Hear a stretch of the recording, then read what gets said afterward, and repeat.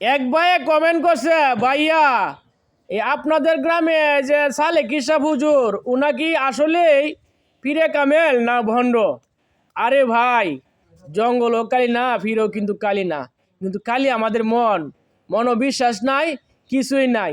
যদি বিশ্বাস করেন তাহলে সে ফির, আর যদি বিশ্বাস না করেন তাহলে ভণ্ড। এটা আপনাদের মাঝে বিশ্বাস করে একটা বনের একটা পাতাও যদি খান আল্লাহর রহমত করলে কাজে লাগবে। কিন্তু তারে ভণ্ড কি বলবেন? ভণ্ড বলার কোনো প্রশ্নই নাই।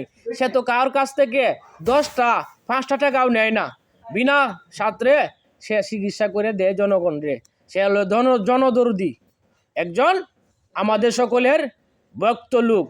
তারে বাটপার বলাটা সিটার বলাটা ভাই অনেক ব্যাপার স্যাপার। দয়া করে যদি আপনাদের সমস্যা হয় তাহলে আমার সাথে যোগাযোগ করবেন, কমেন্ট করবেন। আর আমার শেয়ার অপশন নাম্বার আছে, এই নাম্বার দিয়ে যোগাযোগ করলেই পীরে কামালের সাক্ষাৎ পাবেন। আর ইনশাল্লাহ আশা করি আমাদের পীরের কাছে অনেক লোক আইসা যাওয়া করতেছে, কম বেশি সকলেরই কাজ হইতাছে। কেউ বলতেছে না যে আমাদের কাজ হয় না, কিন্তু মনও বিশ্বাস রাখব। বিশ্বাস না রাখলে কিছুই নাই। এই যে ডাক্তারের কাছে যান কিশোরগঞ্জ, সবার কাছে কি আর সবাই ভালো হয়? বদলায় বদলায় ডাক্তারের কাছে গেলে ভালো হয়ে যায়।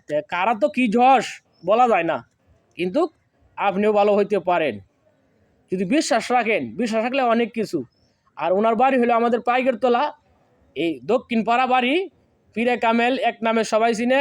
কেউ কেউটা সালেক হিসাব, আর কেউটা হয় হিরে কামেল। কিন্তু মনে মানুষের বিশ্বাস নাই না, তাতে আজকে এই দশা।